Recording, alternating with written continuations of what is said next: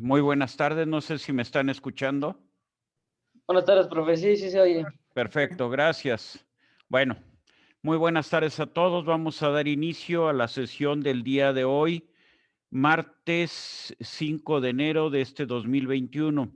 Antes de iniciar con la clase, pues no me queda más que desearles para este año a todos ustedes salud, a ustedes, a sus familias, y que puedan alcanzar todas las metas que se propongan este año, pero sobre todo que tengan salud, porque teniendo salud ya podrán, pues, estudiar, ya podrán trabajar, ya podrán hacer muchas cosas. Y eso es lo que, bueno, sobre todo yo creo que todos estamos pensando en esta época tan complicada, que es lo principal que podemos, de lo cual podemos disponer. Espero que todos la hayan pasado muy bien en esas 3 semanas que tuvimos de asueto, que hayan descansado o que hayan podido, emparejarse de algunos cursos que fueran un poco atrasados, ¿sí? Y, bueno, que inicien el año con mucho ánimo. Nos queda un mes para terminar las clases. Para este curso, pues, más o menos vamos a terminar sin mayor problema. Y si no hay ningún inconveniente de parte de ustedes, vamos a dar inicio a esta clase. Si mal no recuerdo, nos quedamos la última ocasión la ruta de trabajo de la pieza que aparece en la imagen. ¿Es cierto? Sí, Sí, Sí, profe. muy bien, muy bien, Sí, muchas doctor. gracias, gracias. Entonces, lo que tenemos aquí es una pieza que básicamente lo que lleva son cilindrados a muy diferentes diámetros, es lo que habíamos dicho. En algunos casos, por ejemplo, tendremos que hacer un redondeado, tendremos que hacer, por ejemplo, un chaflán. Del lado izquierdo se marca que hay que hacer un chaflán y en cada una de las intersecciones en los diferentes diámetros debemos de hacer un pequeño redondeado. Para el cálculo de tiempos no lo voy a considerar ese redondeo. Sin embargo, es una acción que tendremos que hacer al ir ya terminando el cilindrado sobre un cierto diámetro. Muy bien. ¿De qué vamos a partir? Habíamos dicho, vamos a partir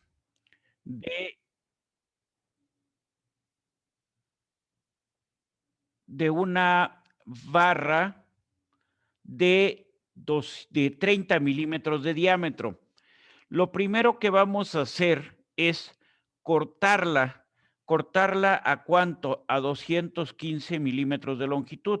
¿Podría ser a menos? Sí, porque si hacemos la suma de todo esto, me parece que son como 192 milímetros. Tenemos 35 y 65 son 100, 125, 145, 170, 192 milímetros. Entonces, podría ser que la barra fuera un poco menor, son 192 milímetros, podríamos dejarla a 200 milímetros, por ejemplo, y tenemos suficiente material para poder refrentar. Entonces, ¿cuál es la ruta de trabajo? Habíamos dicho, bueno, antes de empezar con la ruta de trabajo, lo que tenemos que ver es el material que estamos trabajando, el material que vamos a maquinar. Es un acero de medio carbono laminado en frío. Entonces, vamos a considerar que son herramientas de acero rápido, ¿sí? Si vemos diferentes autores, vamos a encontrar valores un poco variables en cuanto a estas velocidades máximas. Estas velocidades están en metros por minuto. Muy bien. Normalmente, ustedes que utilizaron para sus prácticas acero rápido, lo más que podríamos utilizar es carburo. En los ejercicios que hagamos, y a menos de que se diga lo contrario, vamos a usar acero rápido. Muy bien, si hablamos de un acero endurecido, es de 15 a 18 y lo que le llaman acero suave en muchas tablas es un acero recocido, es un acero de baja resistencia. Entonces nos habla de 30 a 38. Ahora, quedamos que la velocidad iba a cambiar si era simplemente desbastado o era acabado. O sea, podíamos tener dos tipos de operaciones. Operaciones de desbaste, en donde no requerimos de tanta precisión y que las vamos a hacer con una mayor profundidad de corte y un mayor avance y menor velocidad de corte, mayor avance, mayor profundidad. Entonces, insisto, menor velocidad de corte, mayor avance, ¿sí? En milímetros por vuelta y mayor profundidad en milímetros. Muy bien. Ahora, entonces vamos a considerar que fuera un acero de baja resistencia. Nos dice de 30 a 38, pero en sentido estricto aquí no nos está hablando si es desbaste o es acabado. Para este ejercicio vamos a considerar en desbaste 20 metros, en acabado 40 metros, ¿sí? Entonces, lo primero que tenemos que hacer es la velocidad a la que vamos a estar trabajando. O sea, tenemos que definir nuestros parámetros de corte. En este caso, dijimos, para el avance la velocidad es de 20 metros por minuto. Para el acabado la velocidad es de 40 metros por minuto. Muy bien. Luego, el avance lo vamos a tener de una décima de milímetro, por ejemplo, en el desbaste, ¿sí? O podrían ser de 2 o de 3 décimas. Entonces vamos a tener un avance en el desbaste y un avance en el acabado, ¿sí? Muy bien. Entonces, la velocidad de avance, ¿por quién va a estar dada?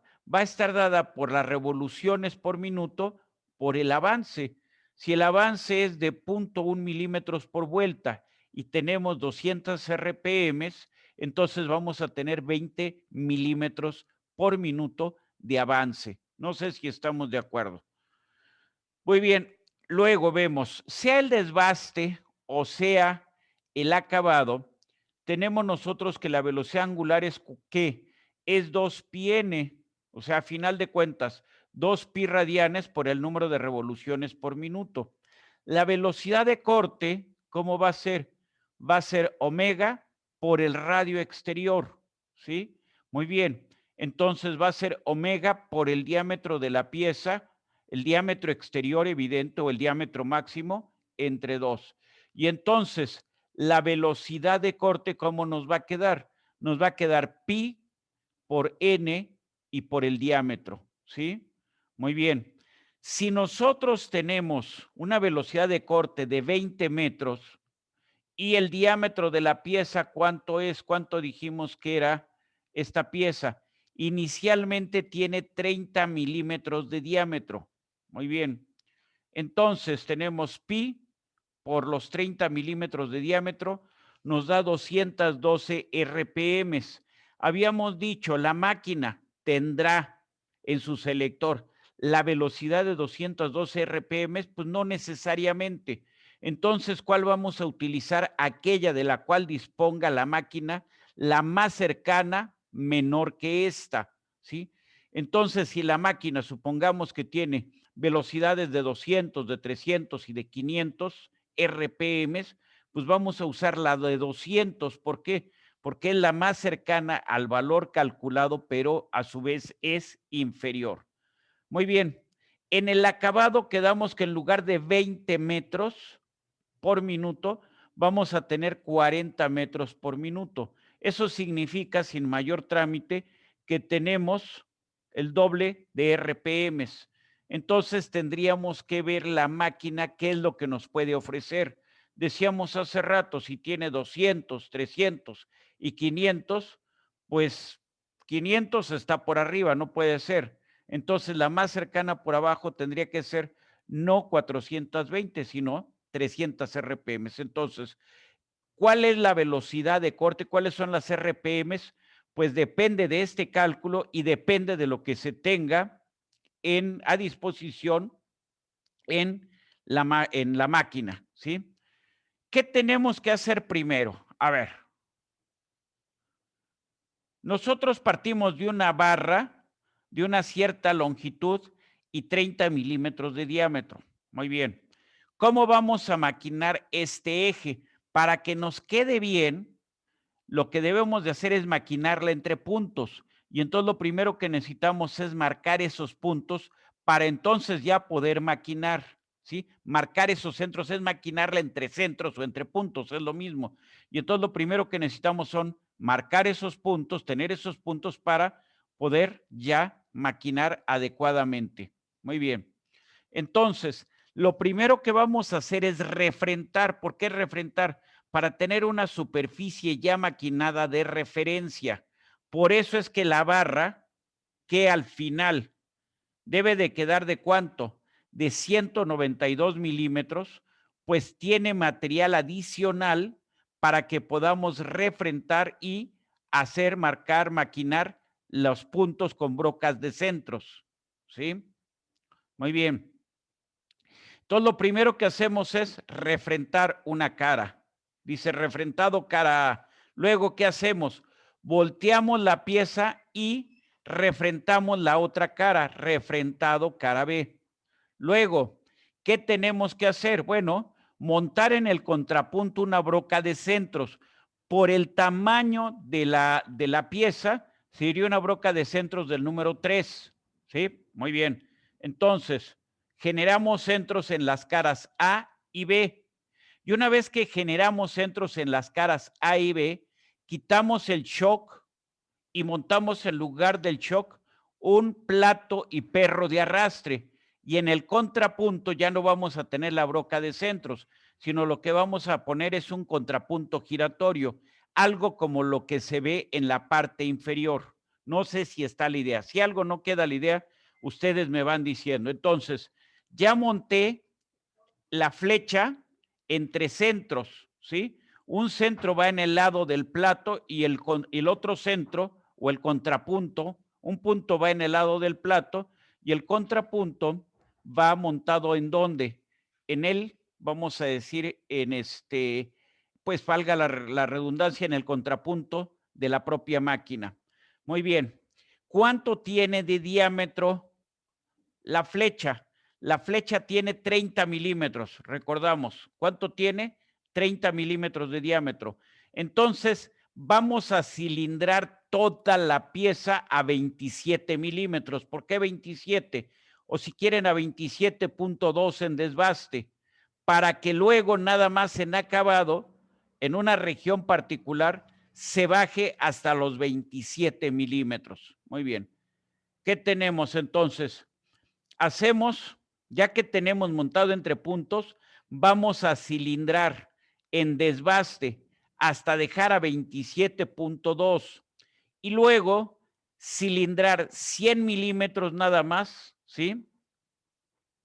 O sea, vamos a tomar la pieza, cilindramos una parte, cilindramos, aquí está la imagen, cilindramos una parte, volteamos la pieza, paramos esto, volteamos la pieza y cilindramos lo que nos haya faltado. Aquí, ¿cómo se está marcando? Cilindramos 100 milímetros, luego volteamos la pieza y cilindramos lo que nos falta de la pieza. ¿Sí? Muy bien. Entonces, ¿qué es lo que vamos a dejar? Lo que vamos a dejar en principio es esta barra a 27 milímetros. Muy bien. A 27 milímetros en donde la necesitamos, nada más en una zona. De ahí que tenemos que trabajar a 26. Entonces, toda esta región de la pieza, lo que estoy marcando ahorita con el cursor, se va a trabajar ¿a cuánto? A 26. Si quieren, vamos viendo en la tableta para ver si nos ponemos de acuerdo para que así nadie quede con dudas. Muy bien. Pasamos a la tableta, si ustedes no tienen inconveniente. Entonces nos vamos a la pizarra. Ahí tenemos la pizarra. Muy bien. Originalmente tenemos una barra que ¿cuánto tiene de longitud? Esta barra tiene de longitud ¿cuánto? 215 milímetros. 215 milímetros. Ahí está. Entonces, esto es lo que tenemos aquí. Y entonces le damos aquí, esto es 215 milímetros. Permítanme aquí que no veo la pluma donde la tengo. Está acá atrás. La plumilla no la tenía a la mano. Muy bien. Entonces, tenemos aquí 215 milímetros. Lo primero que vamos a hacer es montar en el torno. ¿Y qué vamos a hacer? Vamos a refrentar, vamos a recortar en un lado, aquí, si quieren lo ponemos con otra, aquí con esto. Vamos a eliminar esa parte de ahí, de la barra. ¿Cómo la vamos a eliminar? La vamos a eliminar mediante un refrentado. Entonces, vamos a colocar aquí la cuchilla.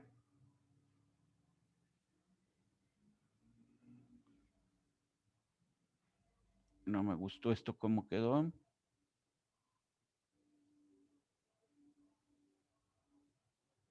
La ponemos ahí la cuchilla.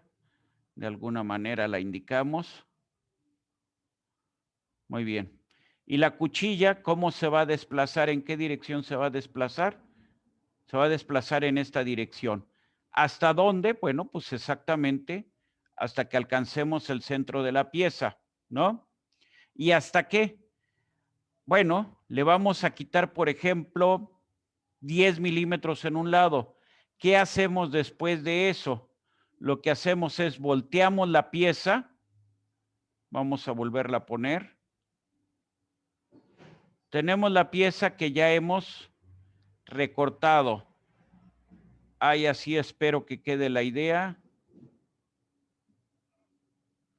Muy bien, esto no quedó del color que yo quería. La vuelvo a dejar aquí así. Entonces la recortamos, espero que ahí esté la idea. ¿Qué teníamos? ¿Qué decíamos? Tenemos el lado A. Tenemos el lado A. También vamos a cambiar color aquí.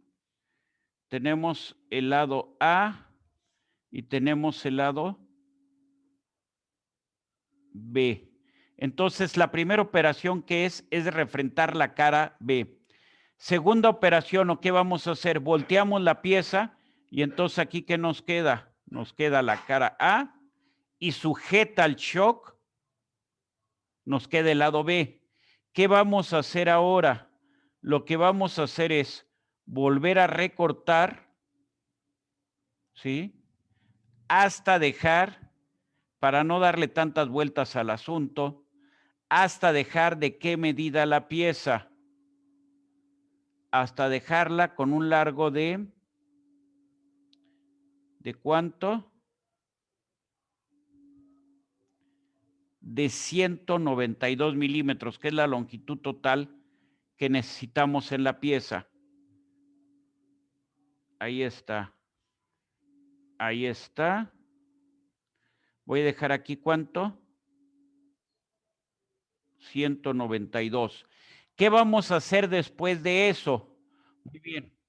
Lo que vamos a hacer es, tomamos de nuevo la pieza, ya ahora de ¿cuánto? De 192 milímetros de longitud. Aquí la tenemos, de 192 milímetros de longitud. De alguna manera vamos a ver que la estamos sujetando.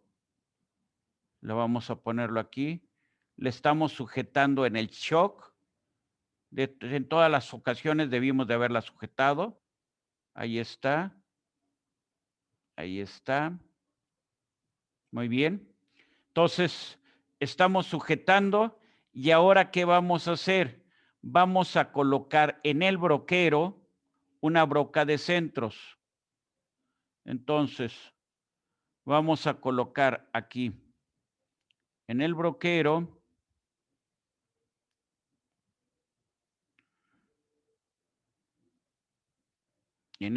vamos a colocar un broquero en el contrapunto.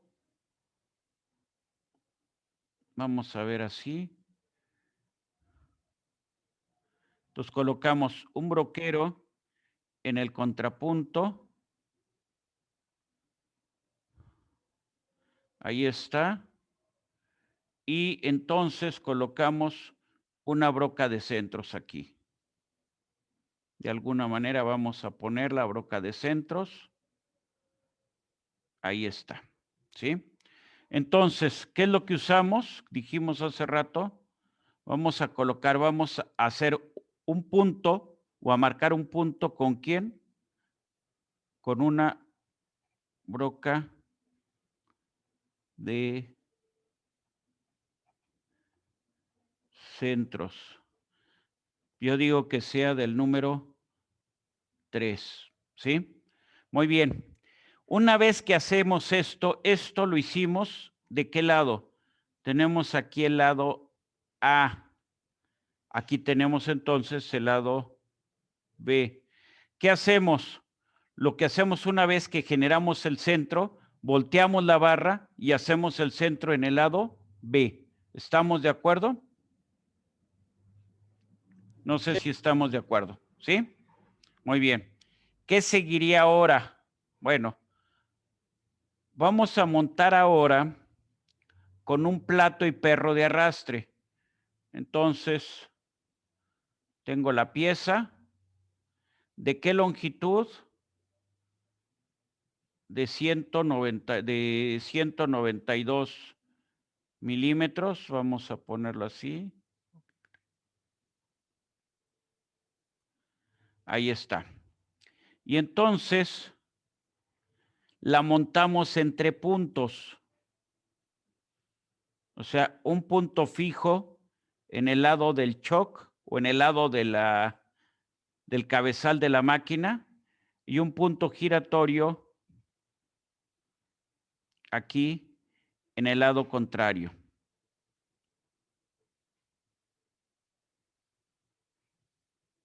Ahí está. Y entonces, ¿ahora qué vamos a hacer? ¿Cuánto teníamos de diámetro originalmente en esta barra?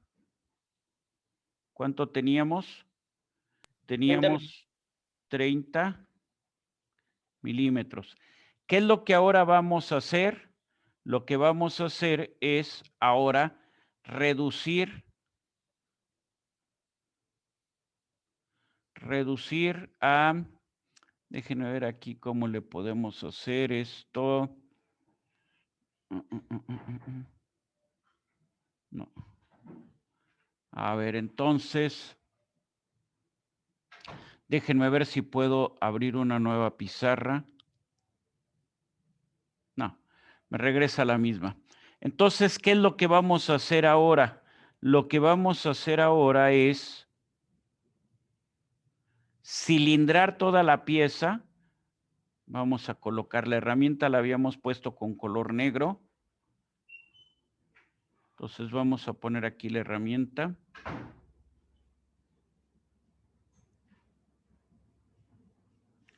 De alguna manera vamos a indicar nuestra herramienta.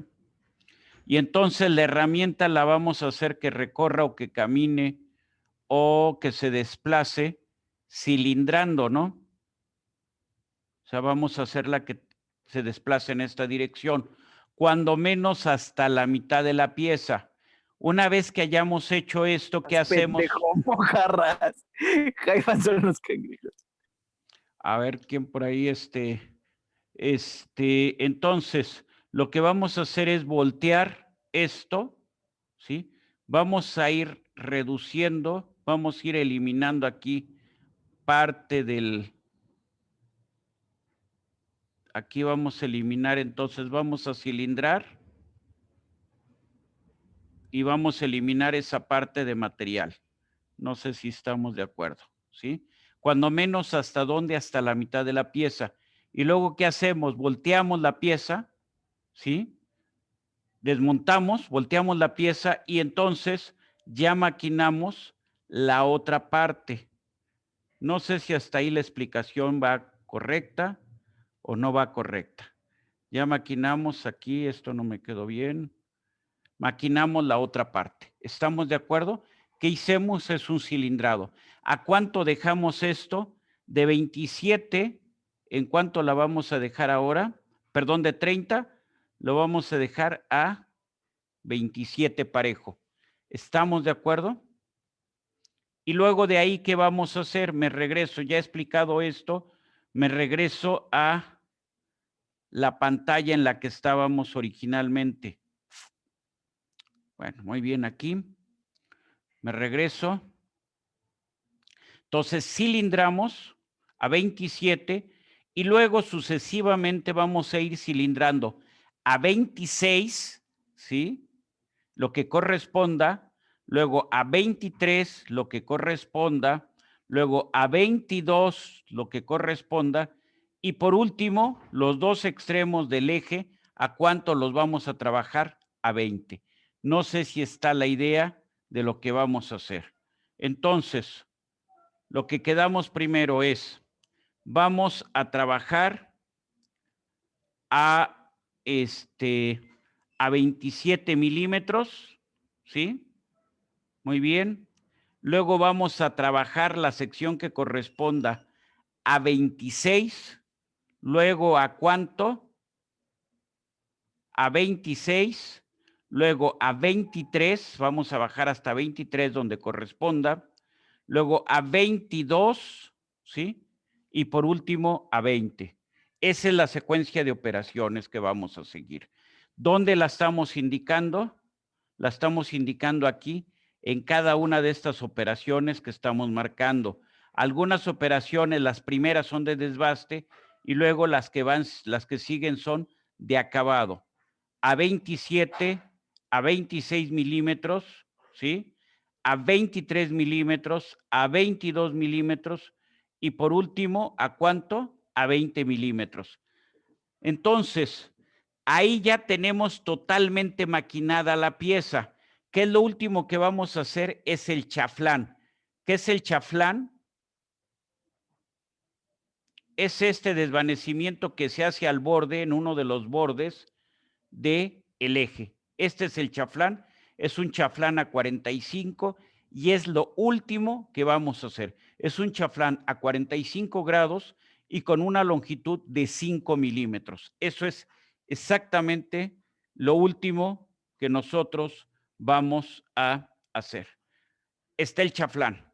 Y luego que vamos a ir en cada una de las operaciones, fuimos determinando los tiempos, ¿sí? En cada una de las operaciones fuimos determinando los tiempos. Por último, ¿qué tendremos que hacer? Sumar todos los tiempos de maquinado y todos los tiempos auxiliares.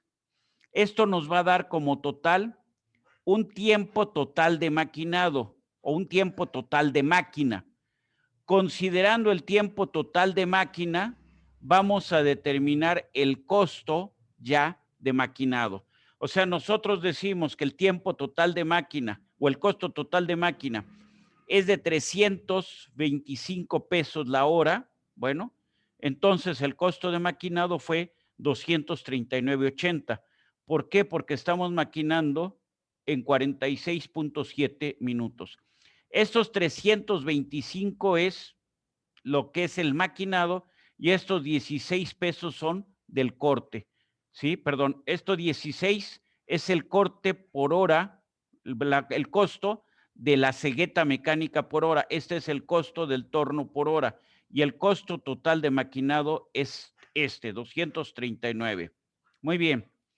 Ahora, ¿qué pasa si en este eje, que es el que teníamos originalmente, el que acabamos de hacer, le ponemos un cuñero? Todos saben que es un cuñero, ¿no?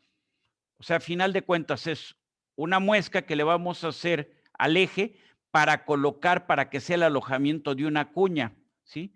Va a ser un cuñero de 6 milímetros de ancho por 3 de profundidad por 20 milímetros de largo, ¿sí? Entonces tenemos un cuñero de 20 milímetros de largo, ¿sí? Muy bien. Pregunta, ¿cómo vamos a hacer el cuñero? La pieza ya la terminamos en el torno. ¿El cuñero en dónde lo vamos a hacer? ¿Por fresa? En la fresadora, ¿no? Con un cortador vertical. Entonces, lo que vamos a hacer es desmontar del torno y llevar a una fresadora con un cortador vertical, ¿sí? En este caso, nosotros necesitamos un cortador de ¿cuánto? El ancho del cuñero es de 6 milímetros, entonces necesitamos un cortador de 6 milímetros exactamente. Entonces vamos a conseguir un cortador vertical de 6 milímetros. Lo único que vamos a hacer es que el cortador vertical penetre en el material como si fuera una broca, ¿hasta cuánto? Hasta 3 milímetros de profundidad. Y luego se desplace hasta tener los 12 milímetros. Como el cortador tiene 6 milímetros de diámetro, entonces tenemos, al entrar tenemos ya 6 milímetros, ¿sí? Hace un recorrido de 6 milímetros que teníamos, más 6 milímetros de recorrido, que vamos a tener una longitud total del cuñero de 12 milímetros. No sé si estamos de acuerdo. A ver, a final de cuentas, si quieren, y si no, ahorita revisamos las operaciones, si es que yo me equivoqué.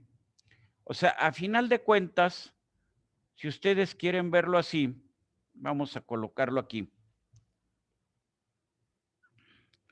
Ustedes van a hacer, vamos a suponer, en esta es la zona de la pieza donde va a llevar el cuñero. No vamos a dibujar toda la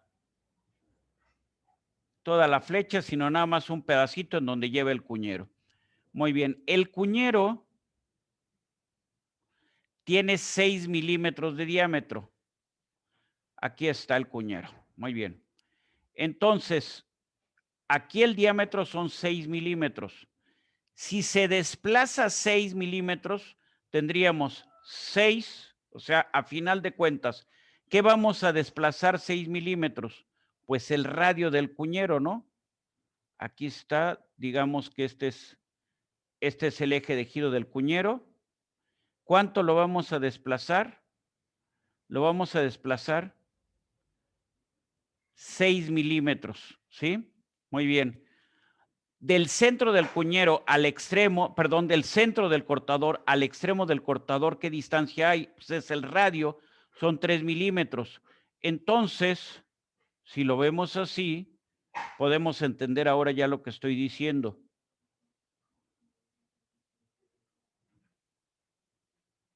Muy bien. Ahí está mi cortador, ¿sí? ¿Qué profundidad entró el cortador? O sea, el cortador entró 3 milímetros nada más, o sea, la profundidad de corte es de 3 milímetros. Bueno, me quedó mucho esto, pero con buena voluntad de ustedes se entiende que es la profundidad. Entonces, aquí tenemos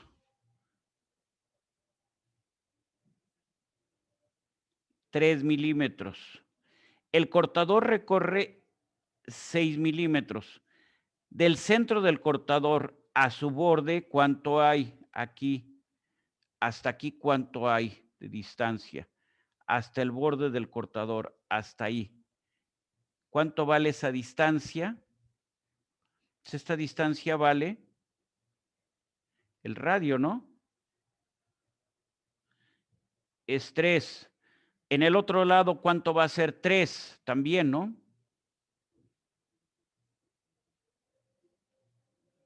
Bueno, aquí me quedó más reducido, pero bueno, a final de cuentas. Entonces aquí tenemos esta distancia aquí del centro del cortador al borde, ¿cuánto vale? 3. 3 más 6 más 3.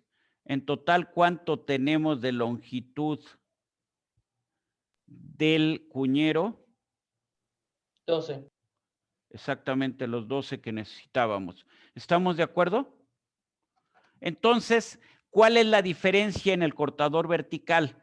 Aquí el avance lo vamos a dar por diente, ¿sí? Y ya luego tendremos que decir, el avance, por ejemplo, es de 0.1 milímetros por diente y son 4 dientes o 4 filos. Entonces, en cada giro del cortador vamos a avanzar 0.4 milímetros, ¿sí? Entonces, ahora ya tenemos lo que vamos a ir dándole de avance, ya sabemos cuánto va a recorrer esto. Va a recorrer el cortador 12 milímetros, perdón, 6 milímetros. por cada vuelta avanza 0.4 milímetros. 6 entre 0.4 sería 60 entre 4 son 15, ¿sí? Entonces, ese sería el tiempo que me voy a tardar o el número de, pues sí, el tiempo de alguna manera me va a referir al tiempo que me voy a tardar. Aquí falta una cosa que nunca dije. Tengo que considerar la velocidad. Aquí tengo que considerar las RPMs a las que está trabajando este cortador. Y para considerar esas RPMs tengo que definir la velocidad de corte, ¿sí? La velocidad de corte aquí va a ser mayor. Por ejemplo, aquí va a ser, tendríamos que revisar, pero aquí va a ser 50 metros por minuto. Está muy feo eso. Esto lo voy a borrar todo, lo voy a poner bien. Entonces, N, bueno, la velocidad no la sé, pero sí sé que la velocidad de corte es de, ¿cuánto? Yo propuse 50 metros por minuto. ¿Cuánto es el diámetro del cortador? Diámetro del cortador. El diámetro del cortador es 6 milímetros. Muy bien. La velocidad de corte, ¿por qué está dada? Es omega por R. R es igual a 3 por 10 a la menos 3 metros. Entonces, omega va a ser igual a la velocidad de corte, que es 50 metros por minuto, entre, ¿quién? Entre R, que es 3 por 10 a la menos 3 metros, ¿no? Entonces, esto nos va a quedar ¿qué? El resultado nos va a quedar en radianes por minuto, ¿sí? Simplemente, ¿qué tendríamos que hacer? Esto dividirlo entre 60, esto dividirlo entre 60, ¿y qué vamos a tener? En lugar de radianes por minuto, ¿qué es lo que vamos a tener? Vamos a tener la velocidad en N, ¿en qué? En RPMs. ¿Estamos de acuerdo? En lugar de radianes, o sea, esto lo que puedo hacer de una vez para ya ahorrarme espacio. Bueno, lo hago aquí, lo voy a poner aquí. Dije, lo divido entre 60 y entonces digo 50 entre 60 por 3 por 10 a la menos 3 por 10 a la menos 3. Y entonces, ¿qué vamos a tener? En lugar de radianes, vamos a tener revoluciones, ¿sí? Algo similar a lo que ya habíamos hecho en los cálculos anteriores. Y ya nada más lo que tendríamos que ver es cuánto tiempo nos va a llevar, cuál es el tiempo que necesitamos para que el cortador recorra estos 6 milímetros. Y con eso tendríamos ya el corte, el tiempo de corte en la fresa. Entonces, regresamos al ejercicio porque ese es el punto, ¿no? Entonces, esto es lo que estamos haciendo. Profundidad 6, recorrido, profundidad 3, recorrido 6 milímetros, calculamos las revoluciones del cortador y luego a partir de eso calculamos ya el tiempo que vamos a tardar en recorrer estos 6 milímetros. Por ejemplo, yo ahorita propuse los 50 metros por minuto. Pero ¿qué nos dice? Fresa de acero de alta velocidad. Me quedé muy alto, ¿no? 12 a 20 metros por minuto. Yo había propuesto 50, me quedé muy alto. Pero si es una fresa de carburo es 45 a 75 metros. Entonces, para que pudiera hacerlo a los 50 metros que había considerado, ¿de qué debe de ser la fresa? La fresa debe de ser de carburo. ¿Hay cortadores verticales de carburo? Sí, nada más que son muy caros y muy delicados. O sea, hay que tener cuidado en su manejo para no volarles los filos, porque volándoles los filos, pues echamos a perder el cortador, tenemos que volver a afilar, lo cual nos va a costar dinero. Entonces, para las operaciones con cortadores verticales o circulares, o sea, para cortadores con fresas, tenemos también tablas que nos indican las velocidades más adecuadas. ¿Hasta ahí estamos bien? Ustedes me dicen. Ángel, Ismael, ¿qué me dice? Profe, todo bien. Bien, muy bien. Entonces, bueno, eso era en el ejercicio. Ya sabemos, continuamos aquí con lo que son las operaciones de fresado. Las operaciones de fresado, ¿para qué nos van a servir? Para hacer superficies que pueden ser planas, para hacer ranuras, para hacer guías, para hacer cavidades. Podemos tener cortadores verticales en donde los elementos de corte sean insertos de carburo de tungsteno. Hay algunos cortadores en donde todo el cortador es de carburo de tungsteno, que es notablemente más caro. Lo más usual es utilizar piezas o cortadores como estos que se ven en la imagen, en donde solamente las puntas o los filos son de carburo de tungsteno, ¿sí? Muy bien. Aquí vemos diferentes tipos de herramientas. Una barra vertical con un solo cortador de carburo. Estos luego les conocen como patas de gallo. Entonces, es un solo filo el que va a ir trabajando. Aquí tenemos un cortador similar, pero con varios filos, aparentemente con 4 filos, ¿sí? Muy bien. Y aquí en esta imagen tenemos pues una gran variedad de cortadores que pudiéramos nosotros manejar, desde barras de 1 o 2 filos hasta realmente cortadores con, vamos, un gran número de filos que nos permiten una mayor rapidez en la generación de la superficie. ¿Hasta ahí tenemos alguna duda? Bruno Contreras, ¿no hay dudas? No, profe. Muy bien, gracias. Muy bien. Entonces ahí, por ejemplo, tenemos la fresadora con un cortador vertical de acero rápido. Por como se ven las rebabas y todo, lo que se está trabajando es una pieza de aluminio. O sea, se ve, se desprenden a gran velocidad las rebabas, se entiende que la velocidad del cortador es muy alta. Aquí tenemos, por ejemplo, algo que parece una broca. En realidad lo que se está haciendo en este cortador es generando una geometría que es la que aparece aquí en la figura, aquí en la pieza que se está maquinando. Es un cortador que se ha afilado, que se ha redondeado de acuerdo a la geometría que nosotros requerimos. En todos estos casos que tenemos cortadores verticales, ¿sí?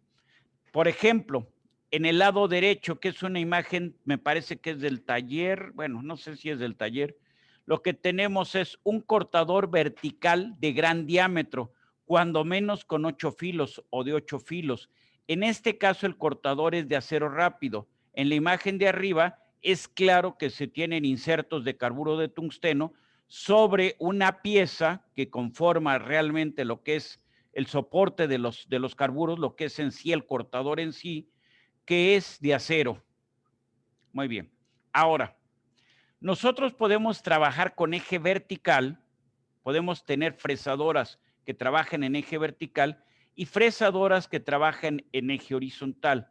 Aquí, por ejemplo, en la primera estamos generando una superficie, en la segunda imagen estamos generando una ranura, una cavidad. Ahora, siempre el corte o el avance o el movimiento de la mesa debe ser opuesto, en sentido opuesto a cómo está girando el cortador. Vean la figura de la izquierda donde está ahorita el cursor. Al entrar el cortador, este cortador de ¿cuántos? De 2, de 4, de 6, de 8 filos. ¿Qué es lo que tenemos nosotros? Que entre el filo primero en una zona de un espesor muy pequeñito y conforme va avanzando, va aumentando el espesor del material a remover. Entonces, no hay problema para que pueda remover una buena cantidad, una cantidad importante de material. ¿Qué estamos haciendo? La rotación del cortador va en sentido opuesto al movimiento de la mesa. Del lado derecho nos dice que nunca lo hagamos así. ¿Por qué? En este caso, la mesa y el cortador se mueven en la misma dirección. ¿Qué pasa con el cortador? Al momento que toca al material, golpea. ¿Por qué? Porque la zona donde va a desbastar, donde va a cortar, tiene un espesor muy grande. Entonces las fuerzas van a ser de impacto en realidad. ¿Qué va a dar como consecuencia? Que muy fácilmente se rompan los filos, se despostillen los filos en este cortador. Entonces, esto que es fresado paralelo o movimiento de la mesa en la misma dirección o en el mismo sentido que el propio cortador, nunca se va a hacer. Siempre vamos a caminar, a trabajar o a fresar en contradirección, ¿sí? ¿Para qué? Para que el corte se vaya dando suavemente. ¿Tenemos la idea de eso? ¿Queda la idea? Muy bien. Entonces, lo que estábamos haciendo hace rato, ¿cómo lo podemos ver? Bueno, aquí está la velocidad de corte en metros sobre segundo. Normalmente la velocidad de corte, ¿cómo se da? En metros por minuto, ¿sí? Entonces, la velocidad de corte va a ser pi por d por n, ¿sí? Nada más, a final de cuentas, ¿cómo lo vamos a tener? Bueno, las N, que son las RPMs, nos van a indicar cuántos giros por minuto tenemos, ¿sí? Y entonces, esto, al multiplicarlo por pi, ¿qué tenemos? Pi por N es el número de radianes, pero sí, el número de radianes que vamos a estar nosotros, o a los que va a estar girando el cortador. Y por el diámetro, yo diría que es el radio más que el diámetro. Por el radio tenemos la velocidad ya de corte en metros por minuto. En realidad, normalmente, ¿qué es lo que vamos a tener como incógnita? No la velocidad de corte, este es un dato, sino lo que vamos a tener como incógnita es el número de revoluciones. Luego, vamos a tener una velocidad de avance, ¿sí? Muy bien. ¿Esto de qué va a depender? De las revoluciones, ¿sí? Que tenga, a las que se esté trabajando el cortador, de el avance vamos a decir, que por filo, ¿sí? Y por vamos a decir, la velocidad que vamos a tener. En realidad, ¿cuál va a ser aquí nuestra cuestión? Lo que nosotros vamos a proponer es un avance. Aquí tenemos el F, es el avance por diente. Z es el número de filos y N es las revoluciones del cortador, las que está trabajando el cortador, la velocidad en RPM del cortador. ¿Esto qué nos va a dar? La velocidad de avance del cortador, sea un cortador circular o sea un cortador vertical. No sé si estamos ahí, si estamos claros en esto. Y entonces aquí tenemos diferentes expresiones para poder ir utilizando cuando estamos trabajando con cortadores circulares. Imagen, eso ya lo vieron en su curso de manufactura 1, una fresadora horizontal. ¿Qué tenemos a final de cuentas? Tenemos lo que es el puente de la máquina, ¿sí? Lo que es la mesa de la máquina, ¿sí? Lo que es la columna de la máquina, las palancas de control de la máquina, los volantes de avance de la mesa, ¿sí? Y entonces, esta mesa tiene dos movimientos que damos. Bueno, tiene un movimiento longitudinal y un movimiento transversal. Pero ¿qué otro movimiento también debe de tener? Tiene un movimiento que nos permite irla levantando. O sea, en realidad tiene tres movimientos. Tiene movimiento en Z, en X y en Y. Si hay alguna duda, ustedes me indican. Muy bien. En la figura A, ¿qué tenemos? Tenemos una fresadora vertical. En la figura B, ¿qué tenemos? Algo muy poco usual. Es una fresadora cepillo. Esta es una fresadora que tiene varios cortadores. En este caso se marcan dos cortadores verticales. Se pueden colocar hasta dos cortadores verticales. Y tiene una mesa muy grande. Esto es para generar superficies, vamos a decir, muy grandes. Y la C, que es una fresadora de tipo horizontal. Las normales, entonces, ¿cuáles son? La vertical, la horizontal y una que le vamos a llamar universal, que puede trabajar en ambos ejes. O sea, puede trabajar eje vertical, puede trabajar eje horizontal. Ahora, la mesa puede ser también universal. Aquí la mesa, pues tiene ejes X, Y y Z, ¿sí? Pero hay mesas que se pueden inclinar. Si la mesa se puede girar sobre el eje Z, entonces se habla de que es una mesa universal. Muy bien. ¿Qué elementos de sujeción tenemos? Normalmente prensas. También podemos tener prensas giratorias. ¿Para qué? De acuerdo a la operación, a la geometría que queremos generar con el cortador, ¿sí? Muy bien. De nuevo, velocidades. Cada autor nos da más o menos sus velocidades. Dice, para un acero de medio carbono, su velocidad es de, ¿cuánto? De 30 metros por minuto en el acabado. En el desbaste de 18 metros por minuto. Esto sería para un acero 10-45. Para un acero 10-18, 36 y 24. Y para un acero 10-60 o 10-80, ¿qué tendríamos? 18 y 15. Acero de herramientas, que es más duro, tiene muchos carburos, vamos a maquinar a menores velocidades. Entonces, cada material, por ejemplo, aluminio, 45 metros por minuto en desbaste, 40 en acabado, 45 en desbaste. Muy bien. Y entonces, tenemos una fresa circular, ¿sí? Tenemos su avance, es 0.8 milímetros por diente, lo recomendado, ¿sí? Luego, una fresa de sección constante, 0.3 milímetros por diente. ¿Cuánto vamos a utilizar nosotros normalmente? Alrededor del 0.08 al 0.1 milímetros de avance por cada diente o por cada filo que tenga el cortador, ¿sí? Muy bien. Entonces, fresadora vertical, izquierda, fresadora horizontal, centro, diferentes tipos de cortadores, un cortador plano, un cortador que nos va a hacer una muesca en B, un cortador que nos va a generar ahora sí que nos va una cuchilla, realmente esta es una, ¿cómo podríamos decir? Un disco de corte, ¿sí? Más que otra cosa, para generarnos una ranura cuadrada, para generarnos un elemento en T, o sea, cada cortador va a estar definido por la aplicación, por la geometría que nosotros requerimos en la pieza. Por ejemplo, para un engrane, el corte no lo vamos a hacer poquito a poquito, sino se va a hacer con el cortador, en este caso el cortador para engranes, en una sola pasada.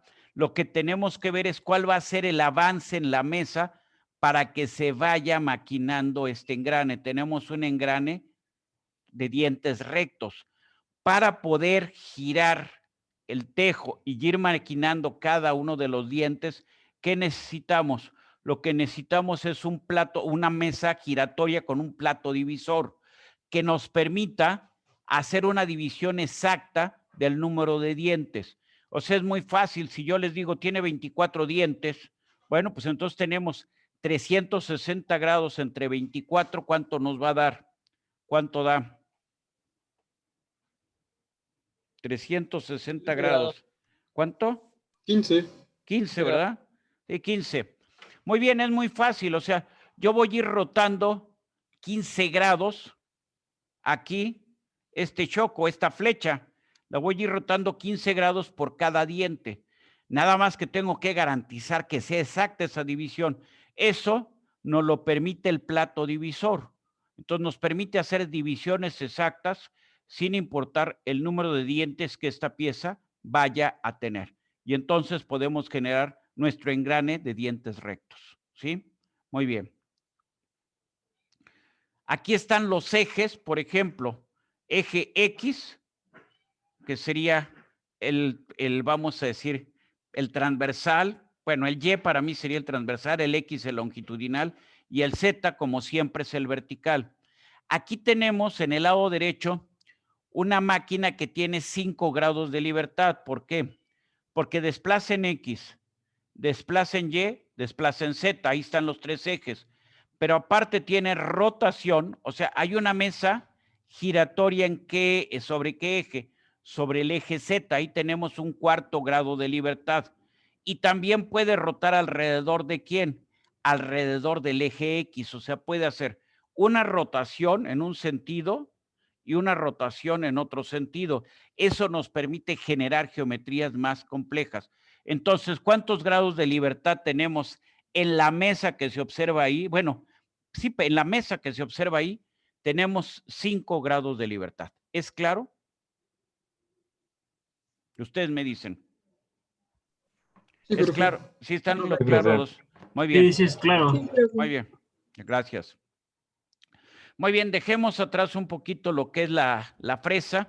Ya regresaremos más adelante. Muy bien, esto pues les parece pedestre, ¿no? Hablar de taladrado. Sin embargo, en muchas ocasiones lo que necesitamos básicamente son barrenos en las piezas. Si los barrenos son pequeños, los hacemos con un taladro. Lo más sencillo es tener un taladro de banco o de piso y tener una broca helicoidal, ¿sí? ¿Podemos taladrar en el torno? Sí. Si montamos la pieza en el choc y montamos en el contrapunto una broca, podemos también taladrar en el torno. Pero cuando nosotros necesitamos hacer diversos barrenos sin perder la posición, por ejemplo, lo que necesitamos es un taladro radial. Este taladro radial, evidentemente, pues hay movimiento en Z, si no, la broca, ¿cómo se va a mover? Tiene movimiento en Z, pero aparte tiene movimiento sobre un eje, vamos a llamarle X. Entonces, el cabezal, donde se encuentra nuestra herramienta, se puede desplazar de tal forma que sobre un cierto, vamos a decir, sobre una cierta línea o a diferentes distancias de la base de la máquina, podemos ir barrenando. Estos taladros donde podemos cambiar la distancia de, vamos a decir, del soporte de la máquina hasta la broca, ¿cómo las llamamos? Taladros radiales, ¿sí? Muy bien. De nuevo, pues para las brocas también tenemos tablas que nos indican la velocidad. Normalmente las brocas, ¿de qué son? Son de acero rápido. Entonces, en un acero, por ejemplo, 10-18, la velocidad es de 20 a 25 metros. En un acero 10-45, laminado en frío, 15 a 20. En un acero, no sé, 10-60 con una dureza de unos 25, 28, 30 Rockwell C, de 12 a 15 va a ser la velocidad, ¿sí? Las brocas de carburo son muy poco usuales, entonces ni siquiera lo voy a tratar, voy a hablar simplemente de brocas de acero rápido. Podemos tener nosotros una barra que en la punta tenga insertos de carburo, bueno, eso sí es otra cosa, entonces ahí aplicaríamos estas velocidades que estamos aquí manejando. Muy bien. Aquí tenemos diferentes insertos, diferentes soportes para los insertos, diferentes cortadores verticales, en este caso todos son cortadores verticales, algunos de acero rápido, otros aparentemente de carburo de tungsteno, pero a final de cuentas, pues todos estos son cortadores que podemos nosotros, que son comerciales. Muy bien. Ahora, nosotros hablamos de los materiales para las herramientas de corte. ¿De qué van a depender los materiales? Dependen de la máquina, dependen de la producción que nosotros queremos y dependen del material con el que vamos nosotros a estar trabajando. Entonces, para seleccionar la herramienta, ¿qué tenemos que considerar? Bueno, las operaciones, ¿sí? La maquinabilidad del material, o sea, el material sobre el cual vamos nosotros a trabajar y el número de piezas.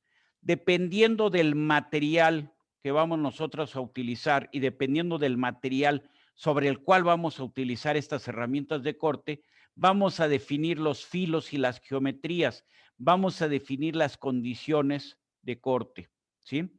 Insisto, nunca vamos a utilizar, o es muy poco usual que usemos carburos de tungsteno en una maquinita, en un tornito como el de banco, como el que ustedes usaron para sus prácticas. ¿Por qué?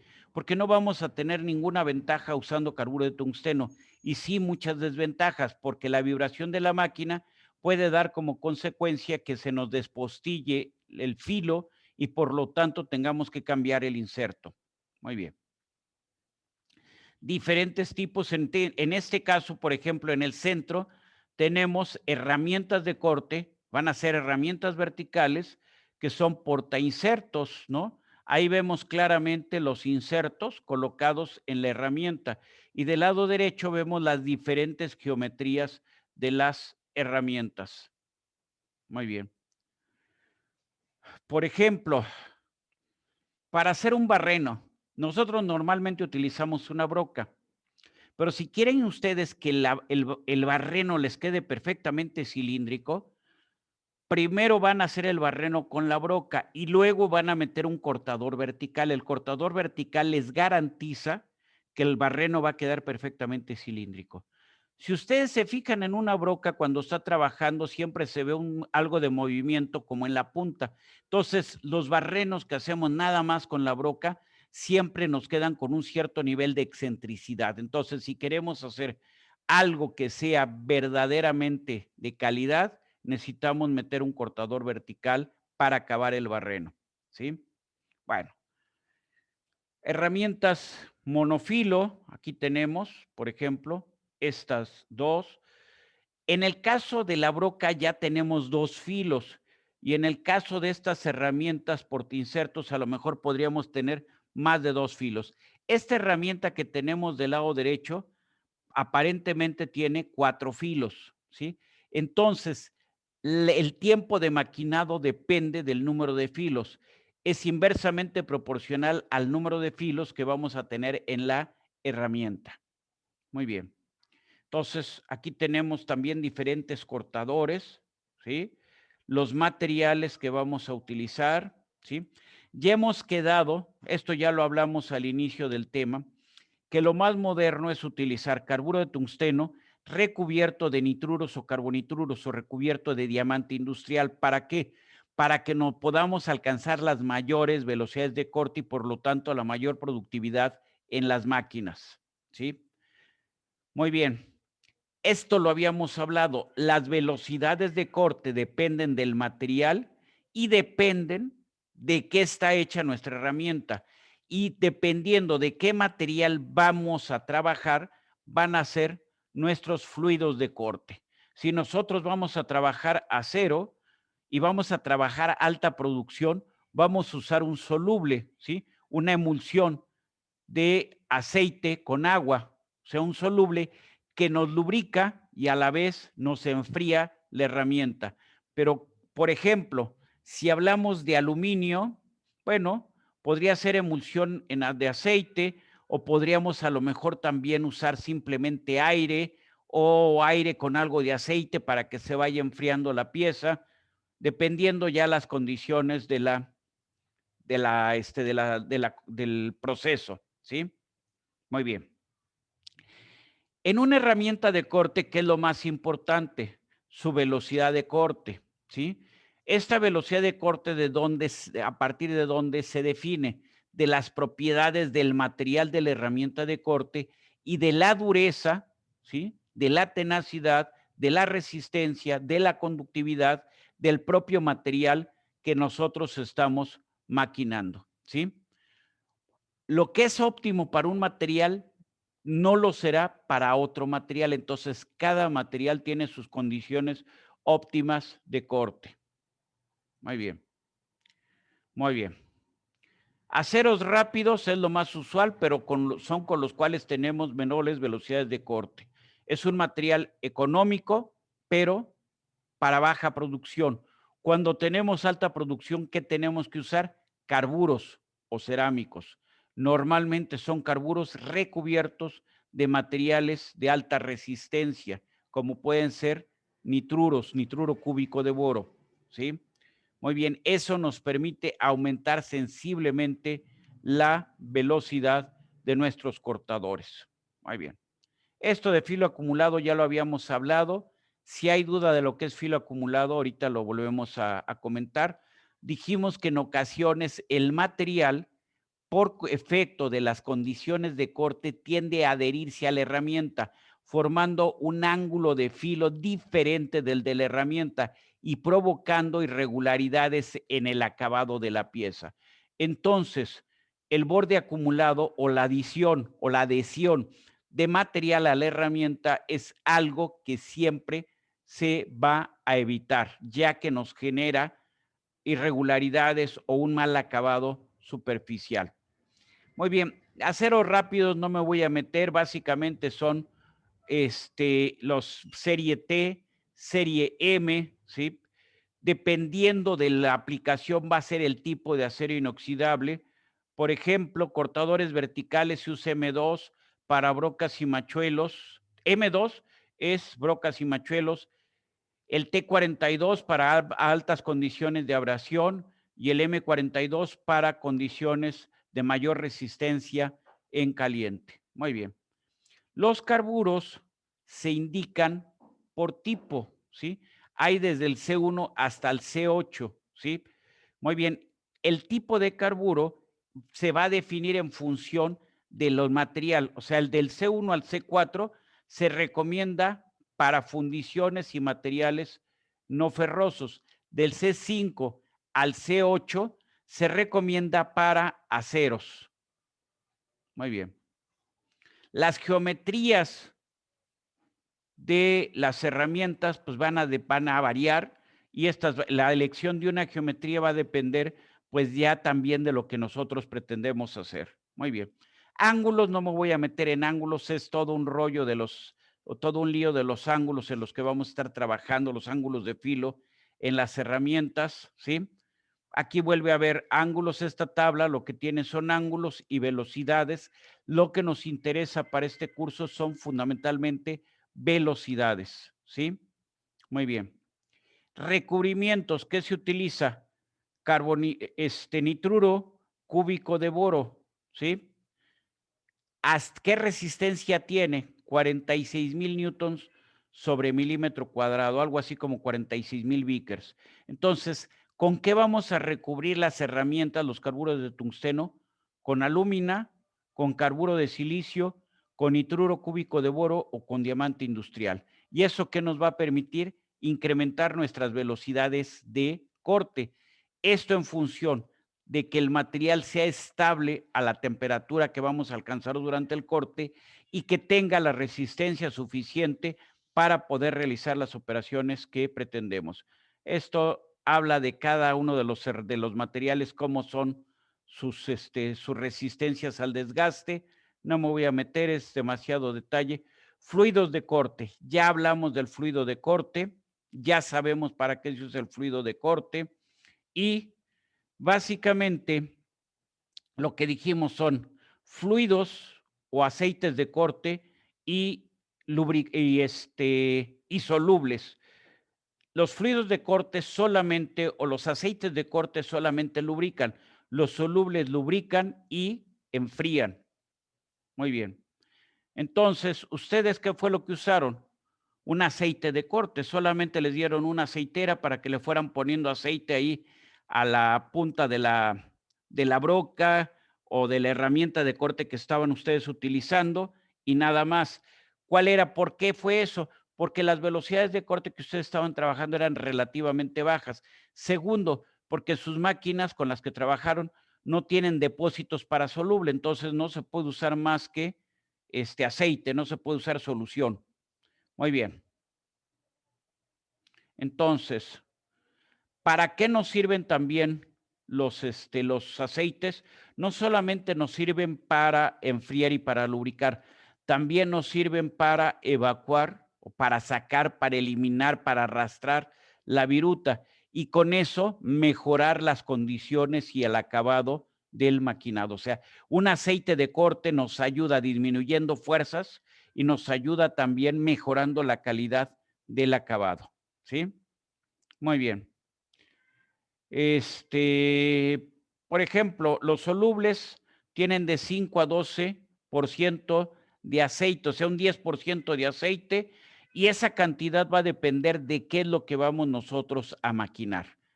¿Cuál es el porcentaje de concentración del aceite? Depende de lo que vamos a maquinar.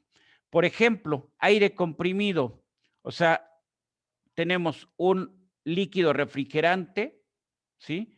Que vamos nosotros con un aspersor a ir depositando un fluido, más que un líquido, un fluido que vamos a ir depositando. En este caso, ¿dónde puede dar buenos resultados? Cuando estamos trabajando en aluminio. Muy bien. Aquí es evidente que es un aceite, un lubricante de alta concentración. Lo que tenemos es una fresa madre. Y entonces, en este caso, mientras va rotando, ¿qué es la herramienta? Lo que está del lado izquierdo es una fresa madre. En el lado derecho, lo que tenemos montado en posición vertical es el tejo del cual vamos nosotros a fabricar o en el cual vamos a fabricar un engrane. Entonces, en este caso, vamos a ir moviendo de manera sincronizada este eje vertical con la rotación que se tenga aquí de la fresa madre. Muy bien. Terminando lo de fluidos de corte, nos ayudan a disipar calor, lubrican y por lo tanto reducen las fuerzas de corte. Con esto nos ayudan también a aumentar la vida de la herramienta. Al disminuir las fuerzas de corte, disminuyen la energía que vamos a requerir para el proceso y por lo tanto el costo del proceso. Protegen a la pieza una vez que se ha terminado de maquinar. Nos permiten eliminar, arrastrar, evacuar las virutas que se van desprendiendo del material en la zona de corte y todo esto a final de cuentas también se traduce en un mejor acabado superficial. Entonces, ¿es conveniente usar fluidos de corte? Sí, pero para cada material tendremos que ver cuál es el más adecuado, ¿sí? Entonces, el fluido de corte de qué depende del material a maquinar y del material de la herramienta de corte. En función de eso, tendremos que definir cuál es nuestro fluido de corte en cada caso, ¿sí? Hay algunas situaciones, hay algunos diseños ya vamos a decir, ya muy peculiares, como el que vemos en la imagen. En este caso tenemos un dispositivo, una herramienta de corte, en donde vemos que hay una pastilla, un inserto, que es con lo que vamos a realizar el torneado, pero tenemos en esta herramienta de corte una nariz o una tobera a través de la cual estamos aspreando o estamos haciendo llegar el fluido de corte exactamente a la zona donde estamos nosotros maquinando, ¿sí? Entonces, estos son diseños ya muy particulares de las herramientas de corte. Las fábricas que producen esto como Sandvik nos van a decir maravillas para cada uno de estos, vamos a ir por herramientas, pero a final de cuentas, pues en cada caso tendremos que analizar si es viable, si es rentable, si el costo adicional de este portaherramienta justifica las ventajas en la velocidad de corte que vamos a tener. Aquí tenemos de manera más clara, hasta se ve quién es el fabricante, si estamos haciendo ahí un comercial. Vemos que vamos a decir, el portaherramienta tiene tres barrenos a través de los cuales va fluyendo el aceite lubricante o la emulsión directamente a donde ahí se ve abajo el inserto de corte. Entonces, la manera más eficiente de tener el aceite lubricante o el el fluido de corte, pero también eso nos representa un costo adicional en nuestras herramientas, ¿sí?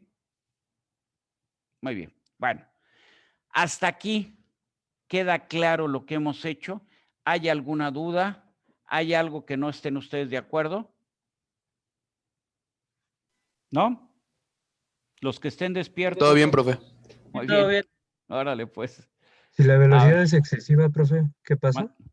a ver cómo estuvo. Que si la velocidad es Lo que excesiva, ¿qué lo que pasa? vas a hacer es quemar tu herramienta, ¿sí? Vas a sobrecalentar la herramienta y lo que vas a hacer que una herramienta que te pudiera durar, vamos a decir en operación, una semana te va a durar un día nada más en operación. Entonces, tú lo que menos quieres hacer es parar la máquina para cambiar herramientas. A ti lo que te interesaría es que solamente pares la máquina cuando tienes que dar mantenimiento por otra situación. O sea, por ejemplo, tú tienes una máquina de alta producción, entonces la idea es que esté trabajando toda la semana y que solamente el fin de semana se le dé mantenimiento, se le cambien herramientas, etcétera. Si tú le metes más velocidad, lo que haces es sobrecalentar la herramienta y lo que vas a tener en un momento dado es o que se rompa la herramienta o que se desafile. Eso se va a traducir en dos cosas. Uno, si se rompe la herramienta, el acabado y las tolerancias ya se perdieron. Entonces, inmediatamente eso se va a notar inmediatamente, tienes que parar la máquina, a cambiar tu herramienta y volver a ajustar su filo en la posición definida, ¿sí? Dos, si simplemente se ha perdido filo, ¿cómo lo vas a notar? Porque la fuerza que va haciendo la máquina, o sea, la corriente que está consumiendo la máquina, se va a incrementar. ¿Por qué? Porque necesitas más potencia, consumir más potencia para realizar el corte. También se va a empezar a notar que estás perdiendo tolerancia o precisión al momento de estar maquinando tus piezas. Entonces, aumentan las fuerzas, aumenta el consumo de energía y se pierde precisión. Eso es lo que sucedería. Entonces, ¿cuándo hacemos el cambio de herramientas? Pues cuando tenemos que dar mantenimiento a la máquina. Si trabajamos 2 turnos, podría ser en el tercer turno hacer ese cambio de herramientas o si trabajamos 3 turnos o si son políticas de la empresa el que solamente los fines de semana se hagan cambios en herramientales, bueno, pues tendrá que ser. La otra oportunidad que tienes para cambiar tus herramientales es cuando cambias tus pies, lo que vas a estar haciendo. O sea, tú cambias la línea de producción, cambias de la pieza A a la pieza B y es evidente que tienes que cambiar tus herramientas. Entonces ahí ya no habría problema. Nada más que hay de dos. Una, si las herramientas han estado trabajando bien, pues las guardas así para cuando venga de nuevo un lote del mismo tipo de piezas. Si las herramientas se ve que ya se estaban desgastando, pues aprovechas este cambio de línea de producción para cambiar todos tus insertos de corte. No sé si por ahí está la pregunta o está la Sí, respuesta a tu profe. pregunta. ¿Sí? Sí, gracias. Muy bien, ándale. Entonces déjenme ver, por aquí yo tenía algo. Esta es presentación en PowerPoint, es la misma. Es esto. Sí, es exactamente la misma presentación. Según yo tenía una segunda presentación. Aquí está, creo que es esta. No, esto es otra cosa. A ver. Permítanme ahorita un segundo, vamos a ver qué pasó aquí con mis presentaciones que ya no las encuentro. No, esto no es tampoco.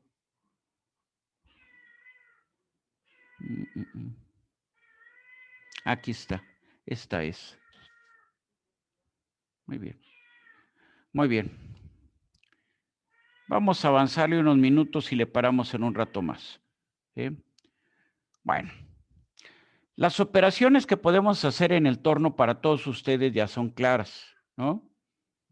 Cilindrados, cilindrados exteriores, cilindrados interiores, refrentados, ya lo hemos hablado esto, ¿sí? Aquí tenemos un cilindrado, un barrenado, ¿sí?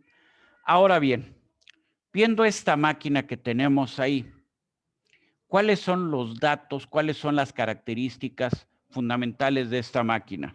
Tenemos un torno horizontal común y corriente, como el que ustedes utilizaron, como los que hay en el taller. Díganme ustedes cuáles son los parámetros fundamentales que tenemos en esta máquina. A ver, ¿quién me dice? A ver, ¿quién me va a decir? O sea, por ejemplo, ¿qué tanto puede recorrer el... Ay, no me acuerdo cómo se llama la base donde... ¿El carro? Ajá, Ujú, eso. muy Em, bien. igual Escucho. en la bancada hay Ajá, te escucho, te escucho. eh, para ángulos y para, ¿cómo se llama? Para penetración. Pero no sé si se Ajá. refiere. A ver, muy bien. A ver, vamos a verlo así. Yo estaba ahorita buscando una. Debo de tener una imagen donde se vea más claro esto. A ver, miren. ¿Cuáles son los parámetros fundamentales en un torno? Es la longitud máxima de la pieza que ustedes pueden trabajar. La longitud máxima de la pieza es la distancia entre puntos, o sea, sería la distancia del plato hasta la distancia hasta el contrapunto.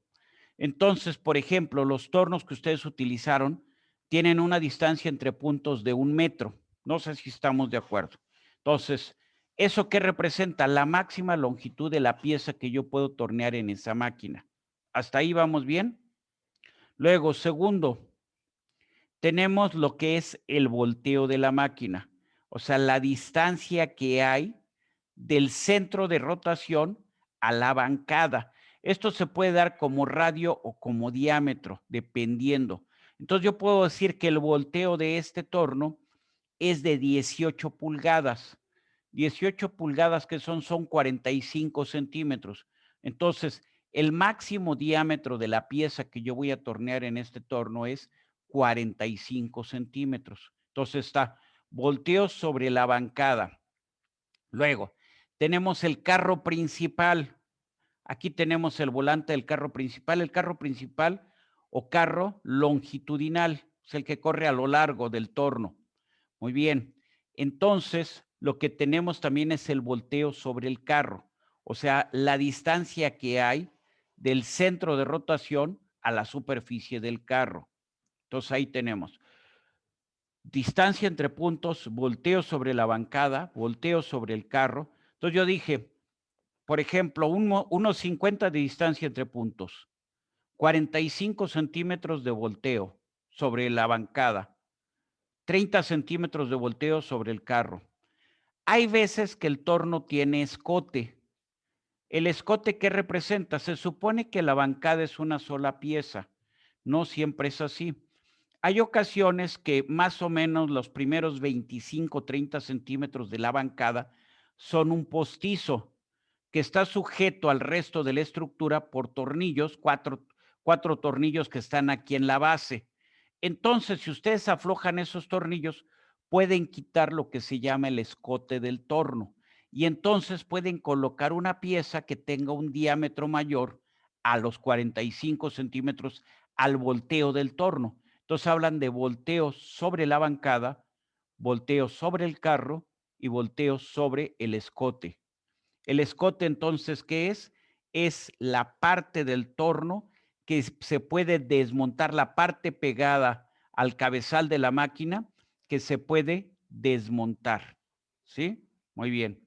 Entonces, volteo sobre la bancada y de haber escote, volteo sobre el escote y volteo sobre el carro. Distancia entre puntos. Luego, potencia del motor.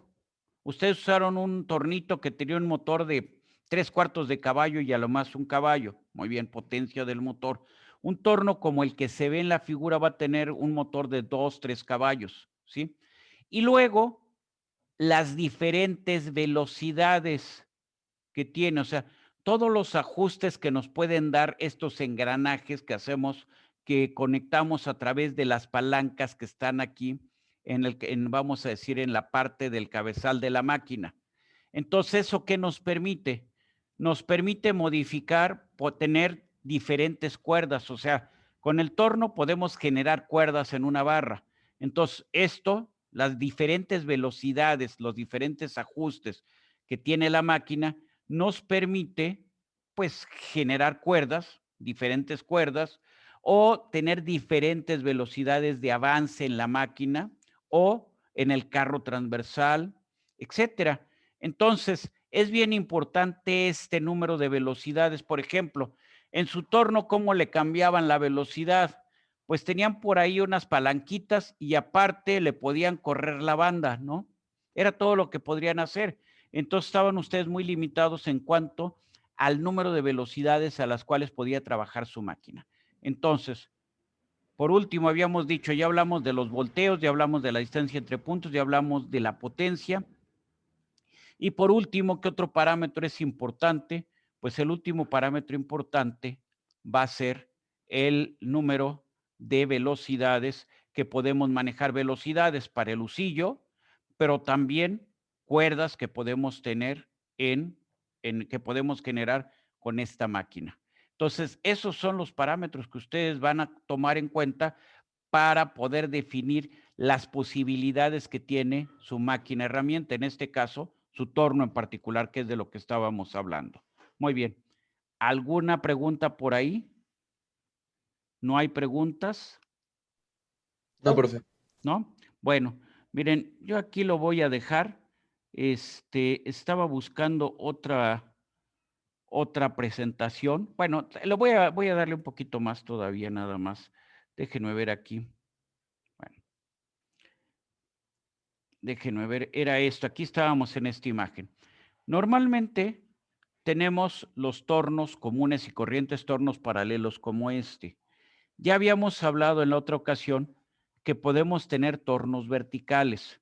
Los tornos verticales son para piezas de diámetros muy grandes. En este caso, un torno de estos, un torno vertical, puede tener 6, 8 metros de diámetro de volteo, ¿sí?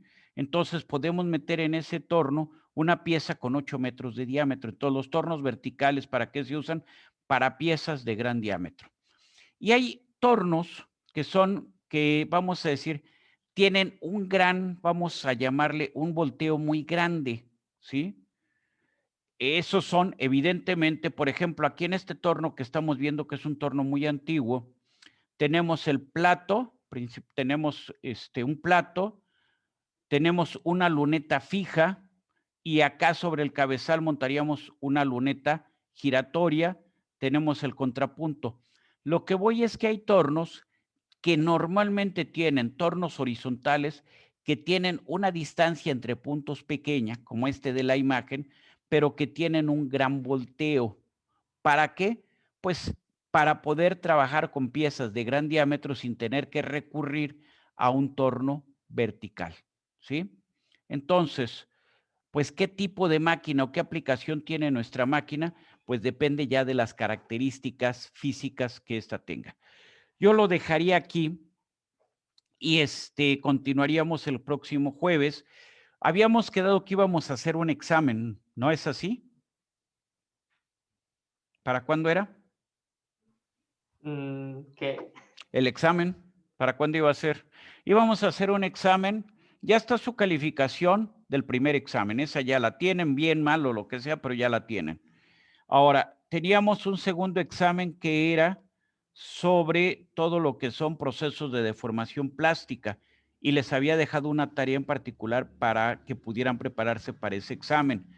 La pregunta, yo me acuerdo que era la segunda semana, el martes.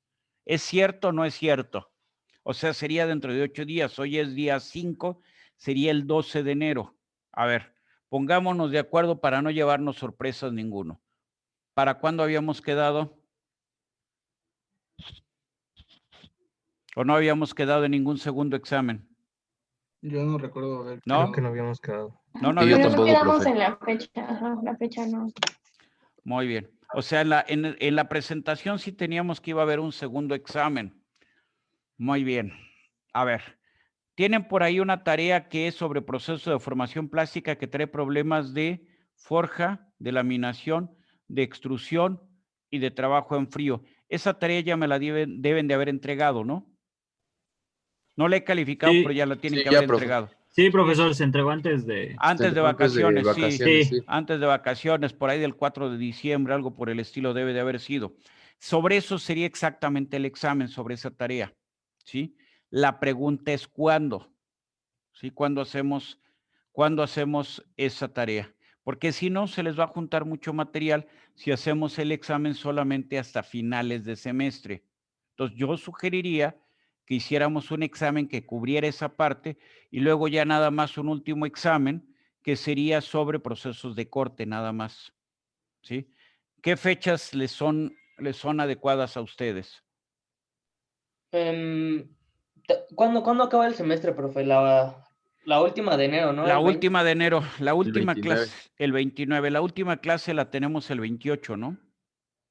Díganme ustedes Sí, tienen, a profe. ver, ¿sí, verdad? Sí, Es calendario. sí, el jueves 28. El jueves 28.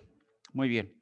A ver, miren, podemos hacerlo, de todas maneras hay que hacer un examen sobre la parte de formación plástica. La hagamos dentro de 8 días, la hagamos dentro de 15 días, la hagamos el día 26, pero tenemos que hacerlo. Eso sí, no hay vuelta de hoja.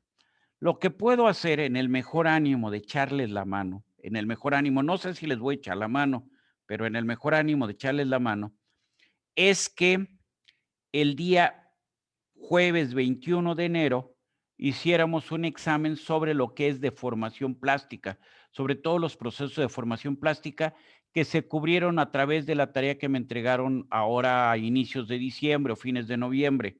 Entonces, ese sería un examen. Y luego, lo que les voy a hacer, lo que haríamos en el mejor ánimo de ayudarles, es que para el día 28 me entregaran, por ejemplo, dejarles alguna pieza. Yo creo que es más sencillo para ustedes hasta hacerlo como examen que hacerlo como trabajo extra clase, porque se les juntan mucho las cosas. Hacer un examen muy sencillito del maquinado de alguna pieza como la que acabamos de ver anteriormente. ¿Cómo la ven ustedes o ustedes que proponen, que consideran que sería lo más adecuado? En el caso de lo de la pieza, igual sería por tiempo como en el tiempo de la clase o nos daría igual como, Esa no es la sé. pregunta, o sea, hay de dos. Uno, la hacemos en la hora de clase o dos, se las dejo como si fuera una tarea, por ejemplo, hoy para entregar mañana, ¿sí? Esa podría ser una de las cuestiones. Si se los pongo como examen, en realidad esto es una cuestión de hacer operaciones que son, pues ni siquiera son algebraicas, son operaciones aritméticas muy sencillas que solamente tendríamos que ver cuáles son estas operaciones, cómo manejar las diferentes, son 5 fórmulas, cómo manejarlas y nada más tener la lógica de cómo vamos a hacer la pieza. O sea, cuál es la secuencia de operaciones de que hagamos cosas que son factibles y no cosas que están fuera de lo físicamente posible, ¿sí?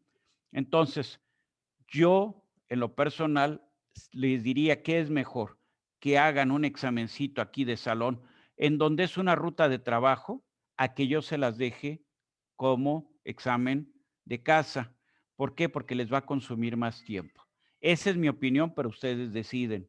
Ustedes ahora sí que, ustedes saben por dónde vamos a caminar, ¿sí? En el caso de formación plástica, sí tiene que haber un examen.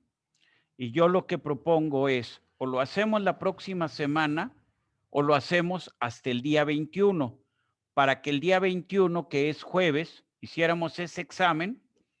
El día 26, hacer una ruta de trabajo en clase, que sería otro examen, un examen muy sencillo, para que así ya para el fin de semana, o sea, el día 30, por ejemplo, de enero, el sábado 30 de enero, el domingo 31 de enero, yo ya les pudiera entregar sus calificaciones finales del semestre para que ustedes pudieran ya tomar la decisión de, bueno, hago final, no hago final, o sí tengo que hacer final porque mis calificaciones no son lo más adecuado. Pero ustedes díganme cómo le hacemos.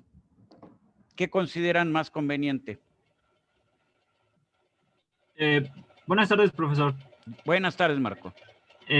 Yo considero que su propuesta es bastante aceptable. Bueno, al menos para mí estaría bastante bien. Muy bien. En el aspecto del último examen, al menos cuando, no sé, tomarnos como si fuera una tarea, a mí me funcionaría bastante bien. Aunque, como usted dice, sí es bastante tiempo. Bueno, es como ese tiempo que puedes ocupar, pero considero que con un poco de más calma sí podría desarrollarlo, aunque sean, o sea, para tener cuidado con ciertos detalles. A ver, ¿cómo lo preferirían eso? ¿De un día a otro o de la mañana a la tarde? ¿Qué prefieren? O sea, para el tercer examen, que es una ruta de trabajo, la hacemos de un día, o sea, los dejo, por ejemplo, el lunes 25 y me la entregan el martes 26, o yo les entrego en la mañana del 26 y ustedes entregan solución en la tarde del 26. ¿Qué prefieren? De un día a otro. De un día a otro. Muy bien. Sí, de un día a otro. Entonces yo aquí lo que voy a apuntar es en el 25, lunes 25, déjenme ver, lunes 25, lo que les voy a poner aquí es, lo que les voy a poner es examen, o sea, liberar examen.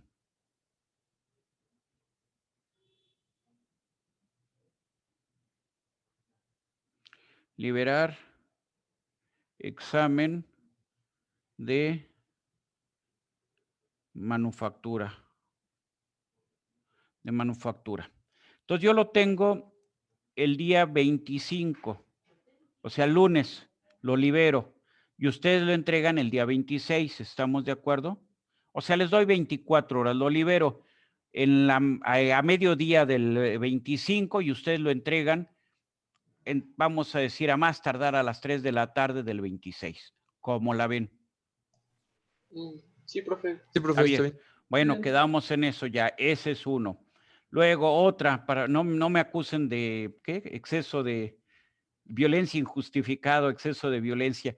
¿Cuándo hacemos el de deformación plástica? El jueves de la que viene estaría bien. El jueves de la que viene. El jueves de la que viene es 14. ¿Cómo lo ven? Sí, yo también digo que estaría bien. ¿Está bien? Sí, está bien. Sí, profe. Bueno, perfecto.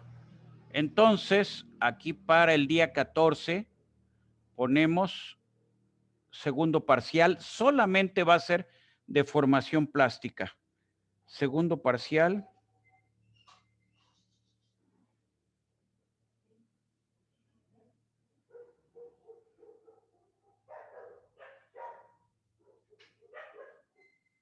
Para facilitarles las cosas, solamente van a ser procesos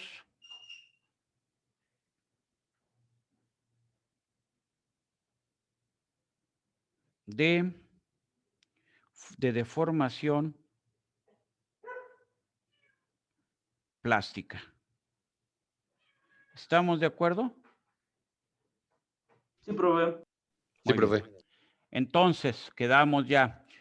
Jueves 14, que es el jueves de la próxima semana, segundo examen parcial, solamente van a ser 3 problemitas de procesos de deformación plástica.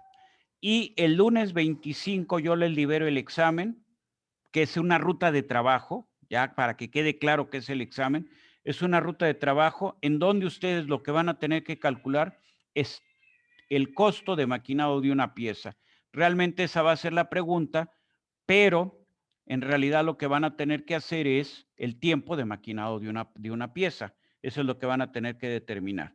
Entonces yo lo libero al mediodía del lunes 25 y ustedes lo entregan a la hora de clase del día 26, ¿sí? Entonces, de tal forma que ya las calificaciones se las pudiera entregar, si se puede el jueves, luego el jueves 28, para que ustedes ya estén en esta materia ya perfectamente, tengan claridad con respecto a sus calificaciones. ¿Estamos de acuerdo? ¿Sí? Profe. Muy bien. Si no hay ninguna duda, lo podemos dejar aquí. Sí, profe. Muy bien. Yo. Pásenla bien, que tengan un muy feliz año de mucha salud. ¿Sí? Dígame usted. ¿Sí? Gracias, igualmente. ¿Me puedo quedar con usted, profe, al final? Claro. ¿Marco?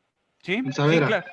Muy bien, sí, cómo no. Gracias, Yo aquí no cierro, si lo espero a que salgan sus compañeros. Gracias, profesor. ¿Sí? Hasta luego. Ándale, Hasta luego, profe. Ándale. Ándale, hasta luego. Allá, profesor, ¿sí me escucha? Sí, sí lo escucho. Es que ¿Diego? No sé si... Saavedra, perdón. Ángel Saavedra. Sí. Dígame, Ángel. Es que lo que sucede es que, no sé si le llegó mi correo, Ajá. pero en mi casa nos contagiamos de COVID. Sí, sí me llegó su Entonces, correo. pues Sí, nada más que y sí le respondí, ¿no, Ángel?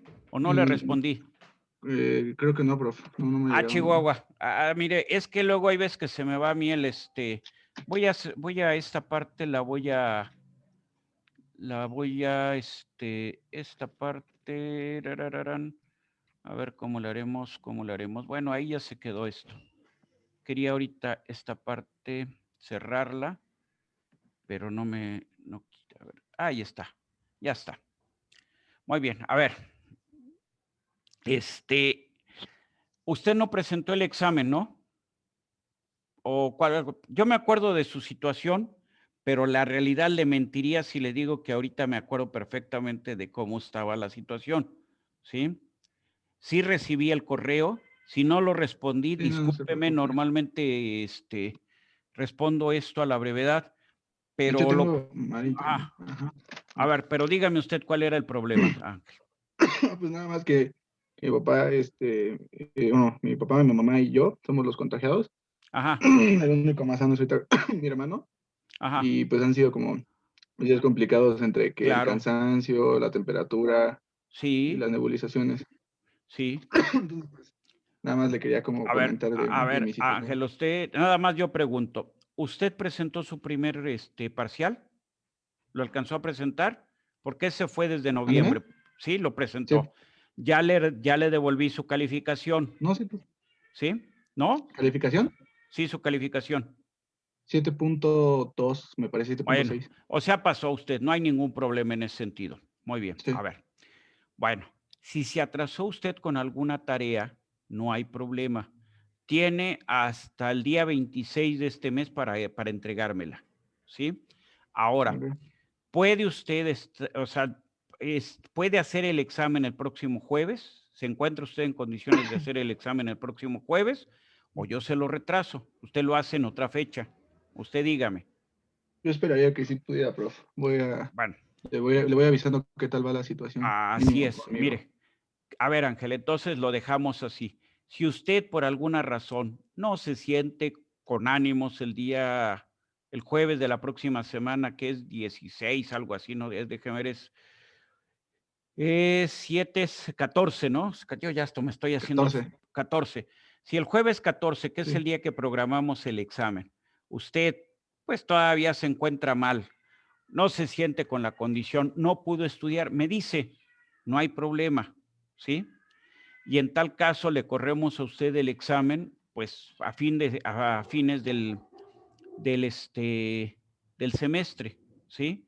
O sea, a ver, yo lo que quisiera es esto, mire, son varias cosas. Una, usted sabe muy bien que ahorita todavía hay la opción de darse de baja en las asignaturas. Sí. Es esta semana y la otra. Entonces, una, yo le ofrezco así con con todo gusto, que si usted se da de baja en la asignatura, yo le considero ya la calificación que tiene, o sea, para un semestre posterior. Pero también la duda es que no sé cuándo vuelva a dar la asignatura, o sea, le soy honesto, ¿sí?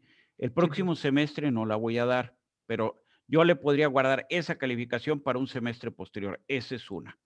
Dos, pues echarle la mano en lo que yo pueda. Si usted se queda en el curso, echarle la mano dándole tiempos diferentes, o sea, corriéndole el examen a otra fecha diferente de la que hemos marcado, para que usted esté en la mejor condición para poder hacer su examen. Eso es lo que yo le puedo ofrecer. Si usted, y desde luego apoyarle en las dudas que usted pueda tener por correo o al terminar la clase, cosa por el estilo. Entonces, es cuestión, o sea, yo me pongo en el mejor ánimo de echarle la mano. Usted decide, ahora sí que cómo va llevando su curso o si mejor considera llevarlo en otro semestre. Por mí no habría ningún inconveniente. Ok, profe, perfecto. Muchas gracias. ¿Sí? Yo igual espero nada más ya estar mejor para poder presentar el examen. Cualquier cosa me dice, o sea, lo primero es que no ande presionado. O sea, yo lo que no quiero es presionarlo, ¿sí? Y echarle, y le digo, y estoy en la disposición de echarle la mano en lo que haga falta para que usted pueda ir vamos a decir, emparejándose, pueda salir bien en el curso, trabajando con un ritmo diferente a lo mejor que sus compañeros. ¿Sí? Sí, profe, muchas gracias. Órale, pues. Bueno, Hasta luego, pues provecho. que se mejoren sus papás, que ya salgan de esto, y por lo que entiendo, bueno, ha sido pesado, pero dentro de todo están bien. Sí, que eso es lo Sí, importante. Un Bueno, poco estables. Muchísimas gracias, profe. bueno, que vayan mejorando las cosas y estamos en comunicación, Ángel. Nos Gracias, vemos. profe. Hasta luego. Gracias. Bye. Ándale.